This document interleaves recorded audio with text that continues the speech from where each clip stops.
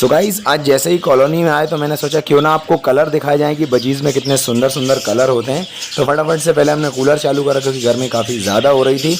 अब देखिए दोस्तों, यहाँ पर मटकी के अंदर एक फीमेल बैठी हुई है जो कि बहुत ज़्यादा खूबसूरत है, और डंडी के ऊपर साथ ही साथ यहाँ पर देख सकते हैं कितना ही खूबसूरत कलर का ये बच्चा बैठा हुआ है। मतलब कि अभी ये निकला है मटकी से बाहर ही, और इसके जो भाई बंधु हैं वो यहाँ पर नीचे हैं, वो भी इनकी खूबसूरती देखिए कितने ज़्यादा ही सुंदर है। और इसका एक भाई दोस्तों मटकी के अंदर और है, उसे भी दिखा देता हूँ। यहाँ पर देखिए कितना ज़्यादा सुंदर है ये उसका दूसरा वाला भाई भी, और साथ ही साथ देख सकते हैं ये रेड आइस का एक यहाँ पर चिक्स बैठा हुआ है, ये भी अभी निकला है मटकी में।